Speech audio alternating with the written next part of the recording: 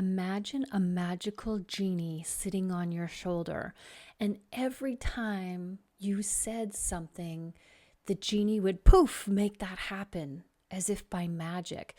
This is the power of your thoughts and your words.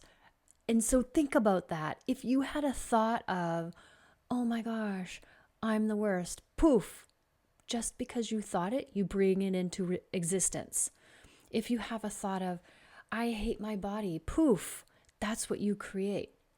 And a lot of these thoughts are subconscious thoughts, so you're not aware that you're thinking them. And this is why I wanted to talk about this today on the podcast, is because our thoughts are the language of our brain, and our feelings are the language of our body. And every single one, the thought or the feeling that we are experiencing or creating inside ourselves, creates our external world. Our external world is just a reflection of what's going on inside. And I can see that when I see people, I can see they have a very chaotic world. And I know that that's what's going on inside. And it works the other way too. If people have a calm, peaceful world, I know that that's what's going on inside their brains. So how powerful is this to know that every thought we think creates a reaction in the world?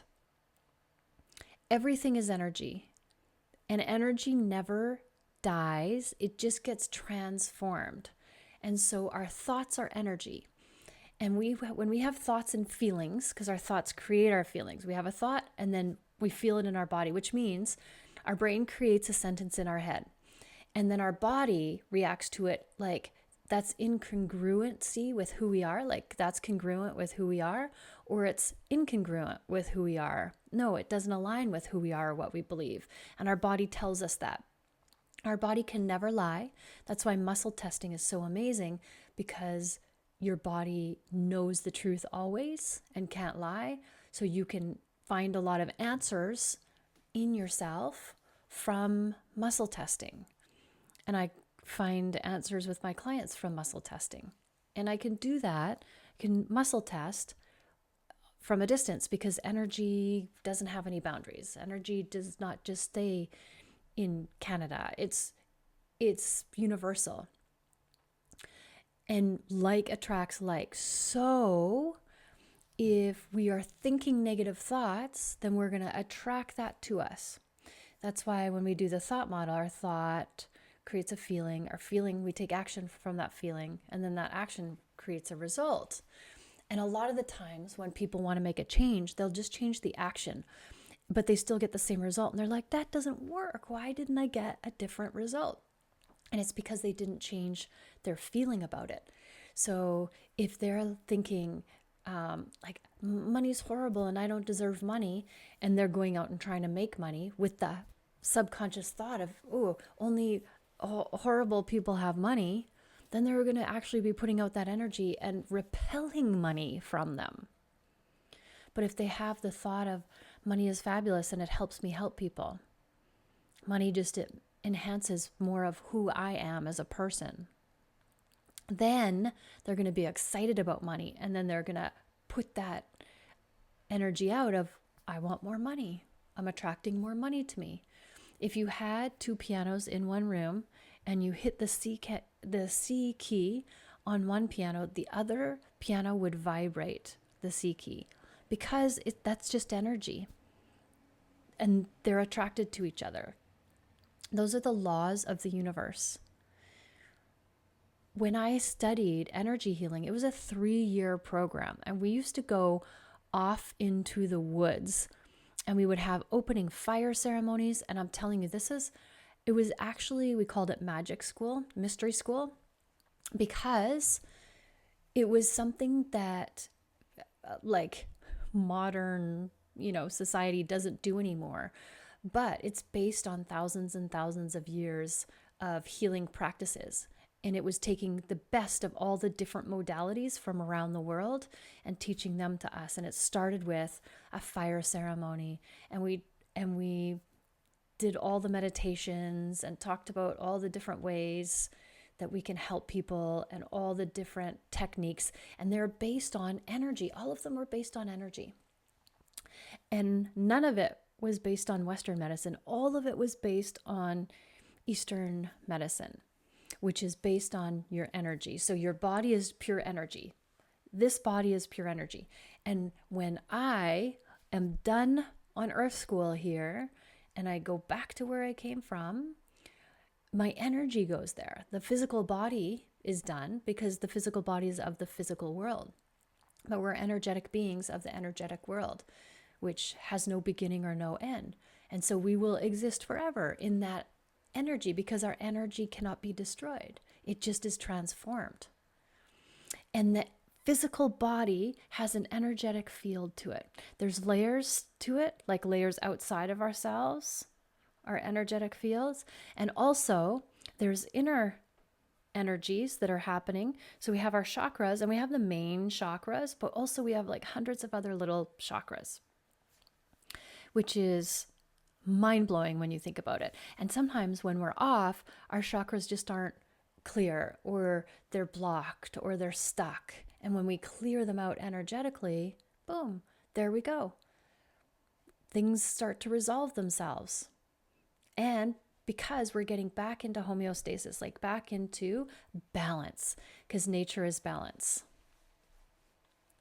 And we also have our energetic systems, our meridians that go like this. And every meridian, it comes down and goes out. And every meridian is connected to a system and an organ. That's why when you go see your fabulous, say, traditional Chinese medicine doctor, they will take your pulse here. So they'll take your pulse, they do it here for 3 spots and here for 3 spots.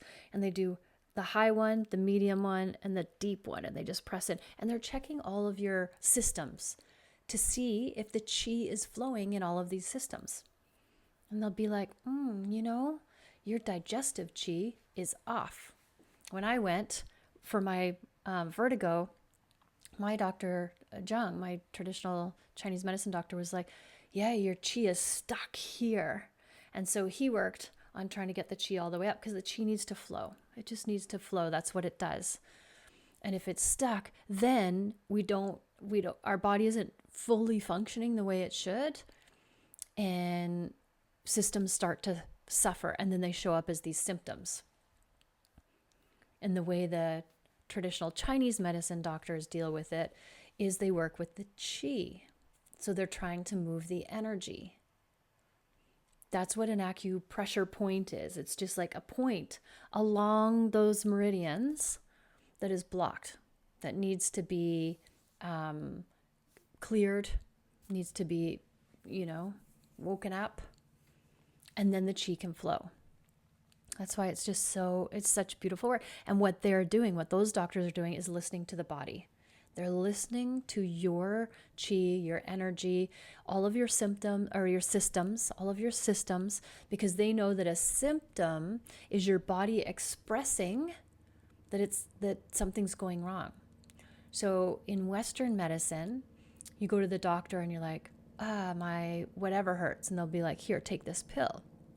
And for Eastern medicine, you'll be like, oh, this hurts, and they'll try to get to the root cause of why that's hurting, because they know that pain is a signal, like warning, something's off. Your body is telling you something's off in your physical system, and you want to fix it. But if you just take a pill to stop it, that means that would be the equivalent of if your check engine light comes on in your car. Okay, we got problems, right? And what you would want to do is be like, okay, how do we trace it down to find out what part of the engine is going wrong? Where's the problem? And the Western medicine of here, take the pill is like, let's just unplug the light so it stops flashing in our face.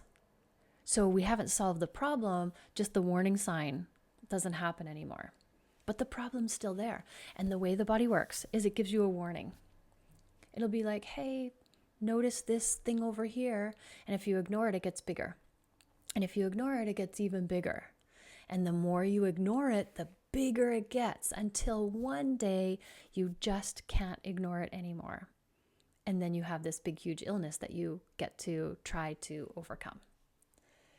The body is brilliant. That's why we always want to listen to it. It can never lie. It always tells us what's going on. So when something comes up, my client will tell me something and it'll be like, oh, what side of the body is that? Because the left side represents the feminine energy. The right side represents the masculine energy. And every part of the body has a meaning. If somebody's talking to me and they're doing this with their hands, it means something. If somebody is looking up over this way, it means something. This is all subconscious languaging. Giving me, like when I talk to my client, I'm watching all of this. I'm listening to every single word they say, because our words are saying things secretly. They're hidden meanings. So if a client just says a sentence, I'm really listening to every word they say, because the answer is hidden in that sentence, because that's the subconscious talking. And it's metaphoric. When somebody gives me a metaphor, I use that when I help them to get to the heart of what's going on. I use that metaphor because they used it for a reason. There's a reason why they're saying those words. So when I listen to people, and I practice this on just when I'm talking to anybody, I'm really listening to what they're saying, the words they're using, and their body language. But the words are so important. When they're saying something and the words that are coming up are really harsh, hard, difficult words, then I can see what's going on for them. And the same is true for the opposite. So people will reveal to us what's going on without even realizing that they're doing it, right? And it's just so amazing when we stop and we listen to, and this is why I'm talking about this, because in midlife, when things seem to be getting hard, I want to offer, like, this is where you're growing and transforming into the greatest version of yourself. And I want you to notice how you're talking to yourself about yourself, and how you're talking to yourself about this whole experience. Because it is a transition, and there can be times or things that it can be difficult when you go through midlife and menopause. It's big, huge changes. But what's on the other side of these changes can be absolutely amazing. If you've listened to my podcast, you know that I don't think that our children are our life's purpose. It feels like it. It really does, but they're not. And once we're done raising our kids, and then our life feels empty because we've poured everything into them, and now we're like, I got all this stuff to pour into something, and I don't know, I feel lost. I feel like I have no purpose. This is where the transformation happens. Instead of it being a bad thing, it's like, holy cow, I get to restart. I get to press restart, and I can create whatever I want. I can become whoever I want. I can do, I can be, I can imagine and create, because if you can think it in your brain, you can create it for real. When you look at people and you look up to them and you admire them, that means that whatever you see in them is possible for you. You can create that, because if it wasn't possible for you, you wouldn't be able to see it. And it's the same in the other way too.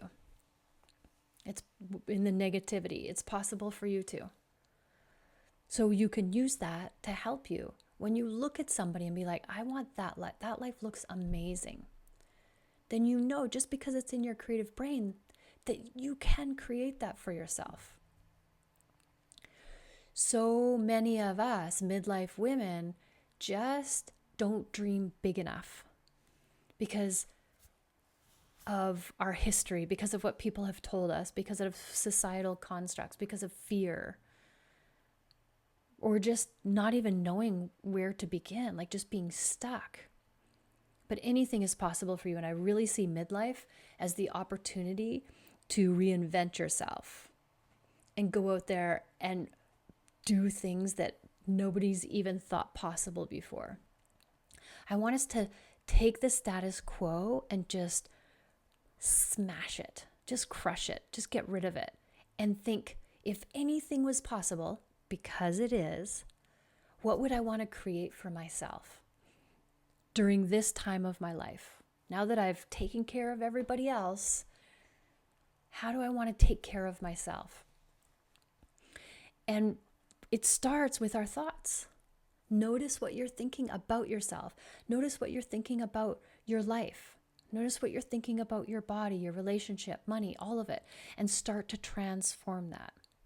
Because change and transformation starts with awareness. You have to be aware of what's going on in order to change it. And that's your first step. And if you were in control of everything, under your control, which you are, what would you change? What would you do? Who would you become? How would you think? And it all starts in our brain. So don't go out there and start taking crazy action. Start thinking awesome thoughts about how to solve for this or what you want to create for yourself. It starts in your brain because you have a thought. Your thought creates the feeling, and from that feeling you take action. And that's where your result comes from. So what do we want to create in our brain? How are we talking to ourselves? Notice the subconscious. Every single word that we say to ourselves that we're not aware of, we just create more and more of and call into our lives. How powerful is that? First of all, we get to stop doing the negative stuff, because I guarantee it's in there, because we have 60 to 70,000 thoughts a day in our subconscious. And there's a lot of repeating thoughts that we don't even know that are other people's thoughts. So we want to stop that. And then we want to flip it on its head and turn that into our powerful ally, which is like, could you imagine if I had 60 to 70,000 positive thoughts every single day? Thoughts that were cheering me on, thoughts of I can do this, it's possible for me. Whoa, that is mind-blowing. But that's the power of our brain. That's the power of awareness. It's the power of thought. And when I coach my clients, they come to me for these certain things, weight loss or, purpose, that kind of thing. But especially, let me use the example of weight loss. They come to me for weight loss. I'm like, sure, yeah, I can tell you what to eat and when to eat. And it works. I guarantee it works. But guess what? The real change, even with weight loss, comes with your thoughts. Because I could tell you exactly what to eat, when to eat, how much, all of it. But it'll work until you have like an emotional charge, and then you emotionally eat. That's the number one reason why people losing weight, it doesn't work for them, because they haven't done the emotional work. They don't realize that they're the thinker of their thoughts, but they're also the watcher of the thinker of their thoughts. So you're the one having the thought, but you could also step back from that and go like, ooh, look at that I was just thinking. That's what makes somebody a powerful creator, is that they can see that. They can be the watcher of the thoughts that they are thinking. What? I know. It's true. And the more time you spend doing this, the more amazingly beautiful life that you will create for yourself. And this is what I'm creating in my community, Mastering Midlife Membership. So if you want in on this, shoot me a message and I will hook you up. This is the most powerful thing that I've created ever. And it's just getting started. Because I truly believe what the world needs now is more community. And I also believe that the most powerful people in the world are midlife moms, women who have raised children and who are now going to point that energy back on themselves. Like, think about how awesome we are as moms, how much we do, but it's always for other people. Imagine if we did all of that for ourselves and then help to lift up the midlife mom next to me, cheer her on. A rising tide lifts all boats. And that's my vision that I'm creating right now. And I want you to be a part of it. So message me and I will tell you all about it. But in the meantime, I want you to be aware of every thought that you're thinking in your brain and every word that you're saying, because that's where our creation comes from. Remember how I started this podcast. If you had a genie on your shoulder, and every thought that you were thinking, your genie would be like, pow, I make that happen, pow. You'd be very careful about the thoughts that you were thinking, because you'd realize very quickly that that's a lot of negative stuff I'm thinking. And could you imagine if the genie started creating that in your life? You'd be like, holy cow. But that's what's happening. So now that you have this knowledge, I want you to go out there and create magic with your thoughts and that genie on your shoulder. The more powerful and positive the thoughts are, that's going to be reflected in your outside world, because remember, your outside world is just a reflection of what's going on inside, and you are in charge of it. So what magic are you going to go out and create with the rest of your life that you have? It's so exciting, but at the same time, it's going to go by in the blink of an eye. So let's not dilly-dally. Let's not waste any time. Let's go for it and then live in the amazingness that we've created inside our brain. Every thought matters. Thank you for listening. Always, always, always love yourself first and have an amazing day.